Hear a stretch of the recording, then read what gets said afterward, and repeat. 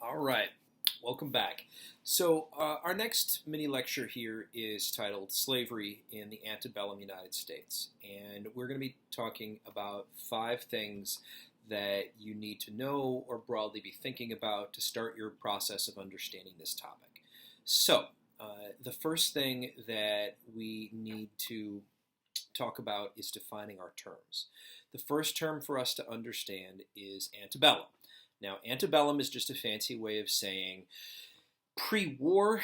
It really kind of refers to the period from about 1800 up until about 1860, 1861. Now, secondly, another term for us to understand is what's called chattel slavery. And this is the kind of slave institution or enslaved institution that existed primarily in the American South in the years leading up to the Civil War. What chattel slavery? It's a legal term. It partly has to deal with the kinds of legal rights that, of course, didn't exist for enslaved people. Meaning that, for example, an enslaved person under chattel slavery wouldn't really be considered a person. They would have as many rights as this pen that I own does, right? That I can do whatever I want to the pen, right? That idea.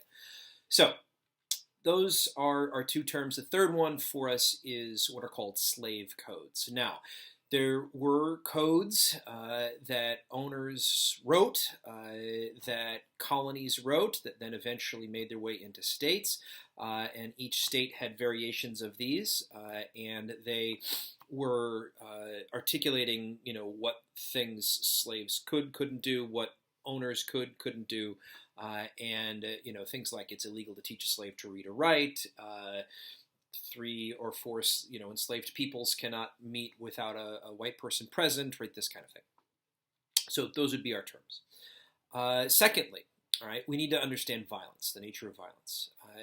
Slavery, under no circumstances, despite what the lost cause movement would like us to believe, was an unending horror.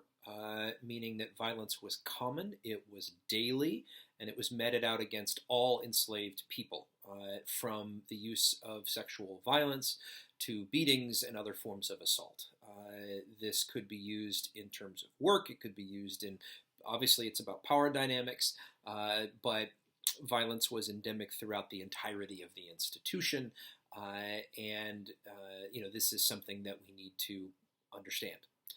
Thirdly, culture, right? So enslaved individuals carved out lives as slaves as best they could, working primarily in agricultural settings and some in home or domestic settings, but in some cases in cities. Slave work and slave experiences varied widely. If one watches older films like Gone with the Wind and this kind of thing, of course, large-scale plantations existed in the American South, but they, of course, were not the defining experience for those who were enslaved, meaning that the duties of an enslaved individual, again, varied owner to owner, varied widely. Fourthly, the process of sale or commodification. So an enslaved individual could expect to be bought or sold possibly once, if not twice, certainly in their lifetime.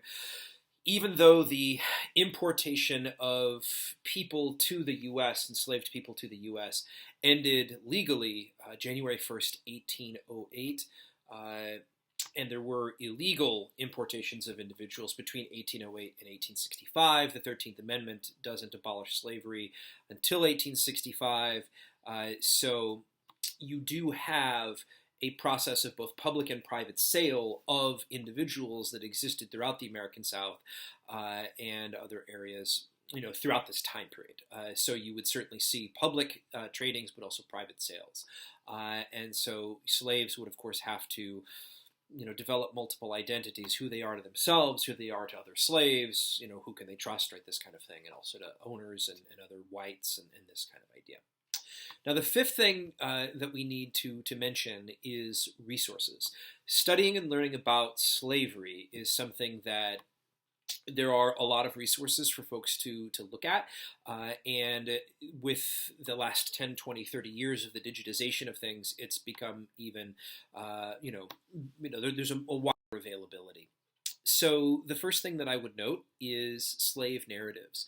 The WPA, the Federal Writers Project, conducted a number of interviews of former slaves, formerly enslaved people in the 1930s, so you can access those online freely. Another thing to note, another thing to look at would be the Library of Congress has some other slave narratives. They have a number of projects devoted to this. Another thing to note in terms of books, Peter Culkin's American Slavery is a good book to look at. There's a great project called Women Also Know History that you have a number of female scholars who are also studying race and slavery throughout the U.S., so this would be good. And if you're looking for connections to, say, some of the early founders, the works of Annette Gordon Reed, Professor Annette Gordon Reed, are really wonderful on this as well. Thank you very much.